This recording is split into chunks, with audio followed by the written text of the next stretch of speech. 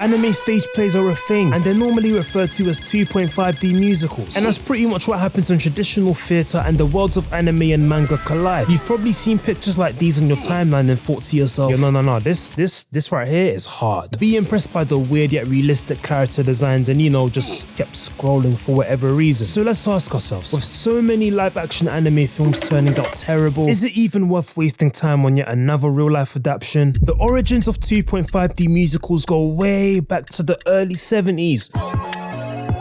Hey, yo, brother, it's 70s Japan, not 70s USA. What you doing, man? My bad.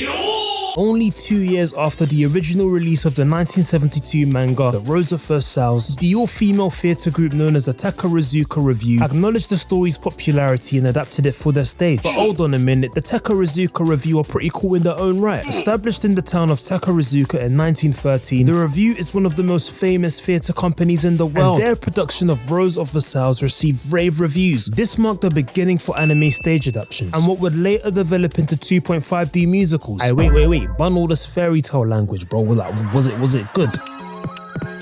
It would take about 29 years until the first official Japanese-based 2.5D production would appear, sparking a boom with the 2003 musical The Prince of Tennis. The story revolves around a tennis prodigy who returns to Japan after living in the US along with his classmates, competes in various tennis tournaments, aiming to become the best middle school tennis team in Japan. The musical ended up being a hit and achieved unexpected popularity, attracting over 2 million visitors during its run, selling out tickets every time. Funny thing is, the show had an initial run from 2003 to 2010, and during the first show, apparently only half the seats were filled up, but interest spread quickly as audience members would call up their friends during intermission. Ayo, them guys went crazy, man. Think of an entire legion of pretty boys busting out the craziest moves, just making all the girls across Japan lose it. Got all these little fan edits from like 14, 15 years ago. With that being said, the term 2.5D musical would now be an actual thing after the original director of Prince of Tennis, I'ma call him by his surname, Matsuda. When Matsuda established the Japan 2.5D Dimensional Musical Association, bro never really saw the value in 2.5D. Heck, he thought it wasn't even a formal piece of theatre. 2.5D musicals often employ advanced technological feats, which makes it a lot different from your typical stage plays. I mean, you got this whole project mapping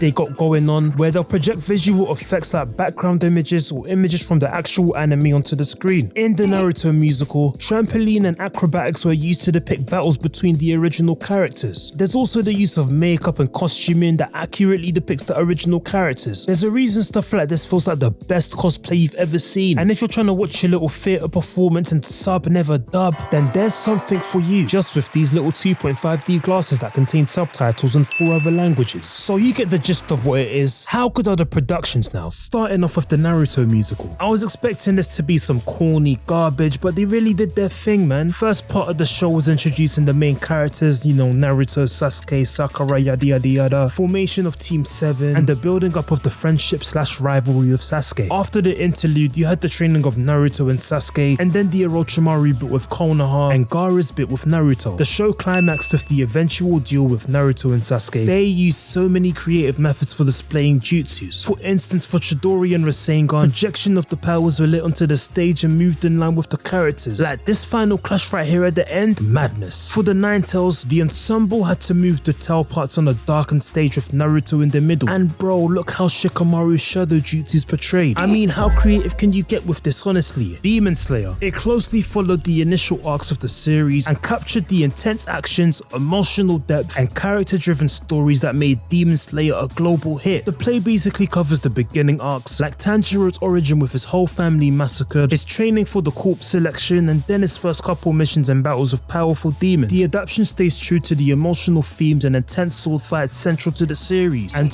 since Demon Slayer is known for its dynamic water and flame breathing techniques, the play used projections and lightning to recreate these effects.